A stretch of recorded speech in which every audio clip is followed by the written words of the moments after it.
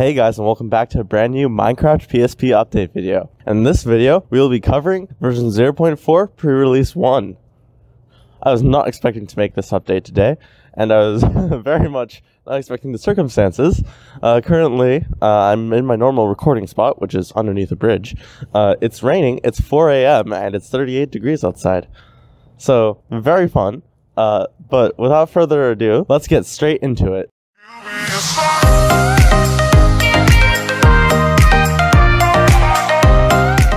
Okay, now let's get straight into it. Let's go into the game, and as you guys will notice, the most prompt feature that you're gonna see is terrain! Terrain everywhere. So this is actually using Perlin noise, which is the same type of noise used in the original Minecraft. Woolio's mod used simplex noise, which is an improvement of Perlin noise, but a little harder to control and not as functional, if that makes any sense. There's less things that you can change about it. This terrain is obviously being generated in real time, and a random seed is generated every single time you open up a world, which creates this beautiful terrain that you're seeing here. While this is one octave of Perlin noise, and as you stack octaves on octaves on octaves, what ends up happening is that you get more and more complex terrain generation. In later editions, such as version 0.4 pre-release 2, we will be having 8-octave terrain generation, which is the same as Minecraft, I believe. And that should be enough to give us enough variation to make every single biome possible in this game. A lot of other things were changed as well, alongside with textures. Textures were previously being flipped incorrectly, and now they should render correctly onto the screen.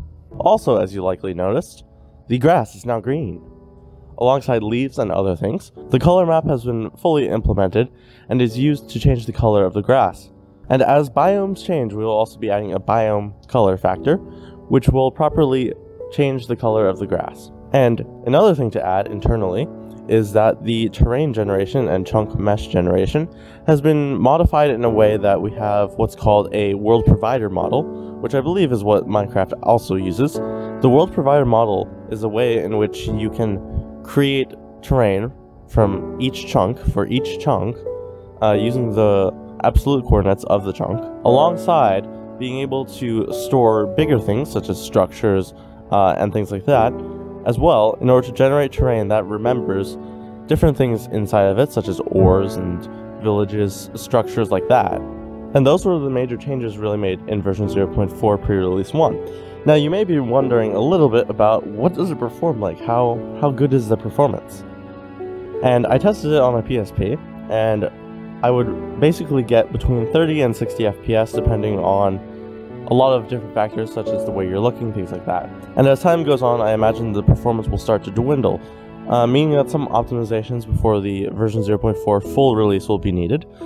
Things such as frustum calling, which means that what you're looking at on the screen will be drawn, obviously. And potentially, something I'm looking into is using the PSP's second processor, which is the media engine, which is effectively the same CPU. I would be looking into using that to potentially just do all of the training things while using the normal PSP, CPU to do all the other functions. Currently, I'm using only the main CPU of the PSP, which has its benefits, but since chunk generation is already a threaded task, so something that is already considered to be asynchronous, what that would allow me to do is that if I'm using the media engine, which would also be a crow processor, which is essentially the same thing as a thread, in a very loose meaning, I could use the media engine in a way to where I can generate terrain on one thread, or generate terrain and a few other tasks that I would be putting onto that CPU as well. And I would use the main thread for graphics rendering, for game logic, and a bunch of other things that can be done on that thread. Also, this would remove some of the timing issues that sometimes occur between different threads on the main CPU. What this also would help with would be to stop stuttering and little freezes when you do things such as update the chunks and update the terrain, as this would now be done on a second processor, allowing the game to maintain a stable 60 FPS while the world updates around it. If this is possible, we could greatly enhance the things that we could be able to do with the PSP. And now let's get into a little bit more detail of version 0.4 pre-release 2. Version 0.4 pre-release 2, as I've stated earlier, will add 8-octave Perlin noise terrain generation, and it will also add all of the biome profiles into the game, which would mean that every single type of biome could be generated. Now, there wouldn't be any structures or anything like this added into the game yet, as that will take probably a little bit more time to do. But instead, you will be able to see the flat maps of every single type of terrain. In version 0.2 pre-release 2, I would also want to add water and lava into the game, without any sort of flowing mechanics, but it would be able to be there as a placeholder. It would also mean having animated textures in the game as well. Potentially, if there is time next week, I will also try to accomplish a version 0.3 pre-release 3, or some combination of 0.2 and 0.3, adding some of the basic structures such as trees and other things like that into the game, things like ores and other stuff like that, in order to make the game look a lot nicer and have a lot more biomes into the game. I also want to do a different type of biome generation, sort of based on temperature maps. So the way that Perlin noise works is that it creates a map of values from 0 to 1 in 2D space or 3D space, however you want to do it. And what it can do is that as we get lower in the values, the temperature would get lower, and as we get higher, the temperature would get higher, meaning that between certain ranges, we could have different things. So this would eliminate some of the weird oddities, such as having things like a taiga biome right next to something like, let's say a jungle, as those two things don't really add up together in reality. Usually in reality, you don't have a cold tundra and then go straight into a lush rainforest.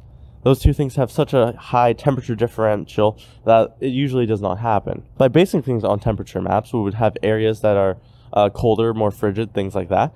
We would also have areas that are temperate, things like forests, plains, stuff like that. And then we could have things that are hot, such as deserts, savannas, etc. This would mean that our terrain generation is a little bit more unique than vanilla Minecraft, and would create some very interesting places. And while I'd love to have things like elevation maps and stuff like that, where we could create, mountain ranges, things like that, I also think it's kind of nice to just have a sort of randomness to all of it as well.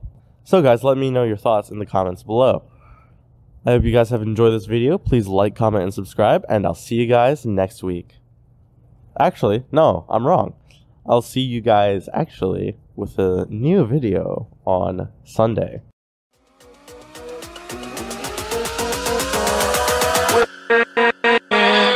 With